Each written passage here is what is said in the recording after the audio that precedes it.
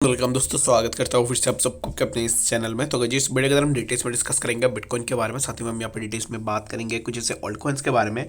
And आप में से दो लोगों का मेरे पास यहाँ पर मेल आया था जिसके ऊपर आप में से बहुत सारे लोगों को इथेरियम के ऊपर डिटेल्स में जानना है एंड BNB कॉइन के ऊपर। तो इस वीडियो के अंदर इथेरियम एंड BNB के ऊपर पूरा डिटेल्स में इस वीडियो के अंदर डिस्कस करेंगे।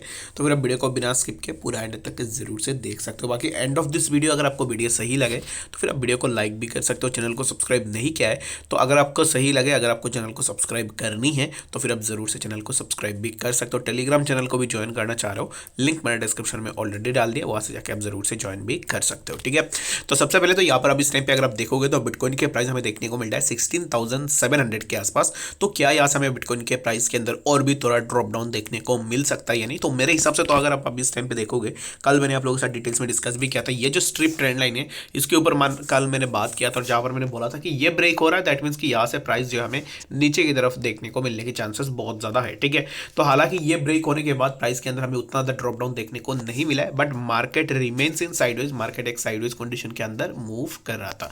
अब इस टाइम पे यहाँ पर ये जो स्ट्रिप ट्रेंड लाइन है जहां पर मैंने बोला था कि ये ब्रेक होगा तो फिर प्राइस नीचे आएगा, लेकिन अभी इस टाइम पे देखोगे तो ऑलरेडी प्राइस यहाँ पर ऊपर जाने की कोशिश कर रहा था, बट एक्जैक्टली इसी स्ट्रिप ट्रेंड लाइन से हमें प्राइस के लिए एक रिजेक्शन देखने को मिला एंड अभी इस टाइम पे प्राइस जो है साइडवेज कंडीशन के अंदर मूव कर रहा है। ठीक है, तो नेक्स्ट यहाँ पर क्या मूवमेंट हो सकता है कि मेरे हिसाब से तो प्राइस यहाँ से थोड़ा नीचे की तरफ आ सकता है, जो कि अभी इस टाइम पे देखोगे तो प्राइस जो है हमें यहाँ पर उतना नीचे आप एक्सपेक्ट नहीं कर सकते हो। करेंटली मेरे हिसाब से तो प्राइस उतना नीचे नहीं आनी चाहिए, बट प्राइस जो है यहाँ पर थोड़ा नीचे आ सकता है। उसके बाद हमें जो है बिटकॉइन के प्राइस इसी जोन के आसपास देखने को मिल सकता है। ठीक है, तो ये जो जोन होगा ना, ये होगा 16,877 के आसपास हमें प्राइस देखने को मिल सकता है। ठीक है, अगर यहाँ पर प्राइस इसी जोन के आसपास, अभी जिस जोन के आसपास प्राइस अपना सपोर्ट को सस्टेन कर रहा है ना, यहाँ पर एक सपोर्ट हमें देखने को मिल रहा है 16,700 पे, इसी पे अगर प्राइस सस्टेन नहीं हो पाता है तो समझ लेना कि यहाँ से प्राइस के अंदर हमें एक अच्छा सा ड्रॉप डाउन देखने को मिलेगा, जो कि हमें नेक्स्ट यहाँ पर जो है 16,639 के आसपास देखने को मिलेगा। तो अब इस टाइम पे कंप्लीटली मार्केट एक साइडवेज कंडीशन के अंदर है, जहां पर ना ही किसी भी कॉइन के अंदर हमें ज्यादा मूवमेंट देखने को मिल रहा है,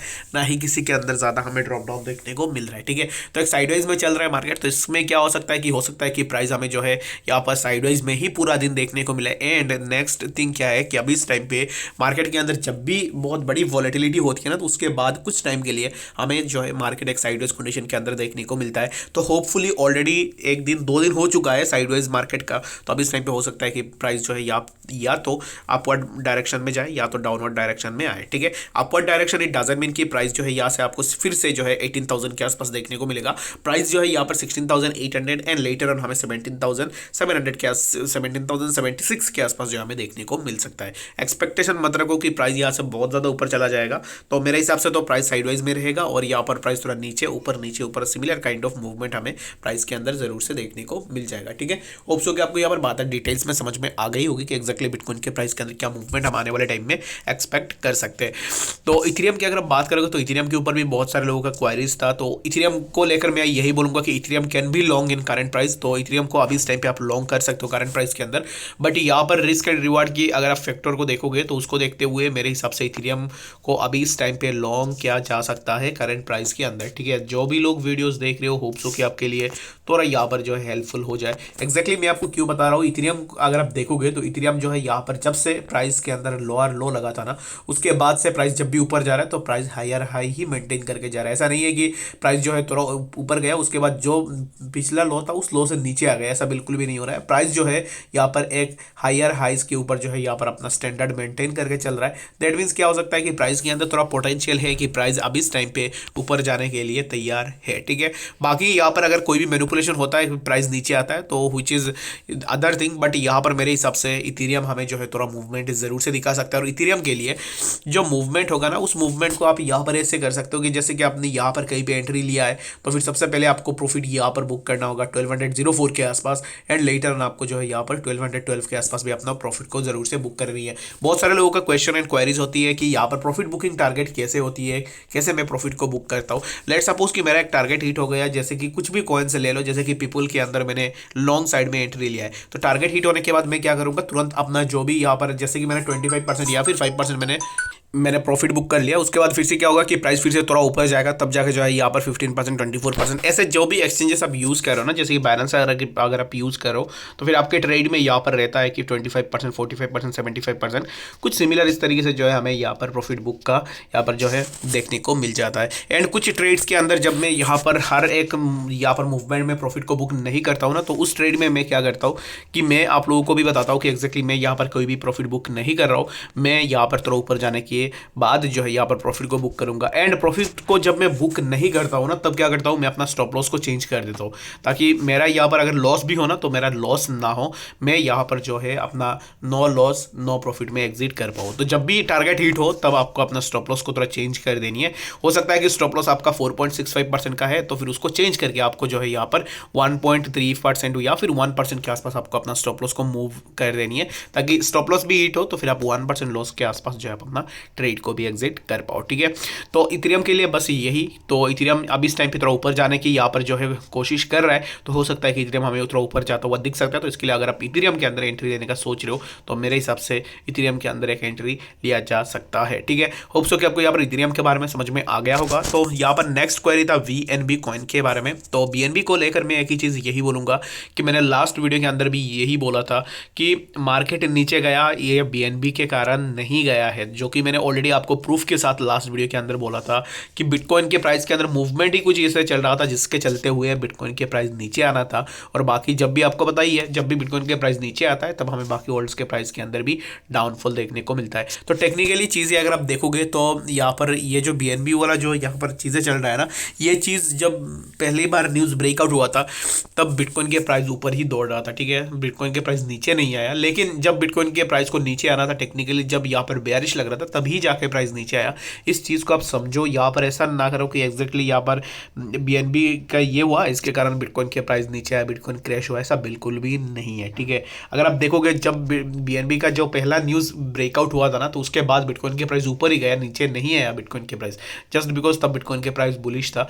तो अब इस टाइम पे क्या है ना कि BNB के अंदर एंट्री लेना इज़ रिस्की। तो मैंने ऑलरेडी आपको क्या क्यों बताया रिस्की, वो मैं आपको बताऊंगा, लेकिन एक चीज़ आपको ज़रूर से समझ लेनी है कि अब इस टाइम पे जो भी फर्स्ट चल रहा है बाइनेंस को लेकर, तो I don't think so Binance जो है यहाँ पर कभी भी बंद होगा मार्केट में। ठीक है, 70% तो आप ऐसे ऐसे ले सकते हो कि Binance will be stay here for a long, क्योंकि बाइनेंस अगर यहाँ पर कुछ भी होता है, क्रैश होता है या फिर कुछ भी यहाँ पर बाइनेंस के अंदर हमें देखने को मिलता है, तो अब ये समझ लेना कि मार्केट के अंदर हमें एक बहुत बड़ा क्रैश देखने को मिलेगा, जो कि आप यहाँ पर इमेजिन भी नहीं कर सकते हो। ठीक है, तो बेटर यही उम्मीद करो एंड यही दुआ करो कि एग्जैक्टली बाइनेंस के अंदर कुछ भी ना हो। बाइनेंस अगर कुछ होता है तो मार्केट जो है यहाँ पर पूरा ख़त्म हो जाएगा। ठीक है, और मुझे नहीं लगता कि बाइनेंस यहाँ पर कुछ भी क्रैश होगा या फिर कुछ भी होगा, बट होने के लिए कुछ भी हो सकता है। I can't commit over that कि यहाँ पर बाइनेंस जो है अच्छा है, बाइनेंस में कुछ भी नहीं होगा, हो भी सकता है, होने के लिए कुछ भी हो सकता है, बट ये जो है यहाँ पर ऐसे एक्सक्यूजेस मत दो कि एग्जैक्टली बाइनेंस में ये हुआ जिसके कारण बिटकॉइन के प्राइस नीचे आया है।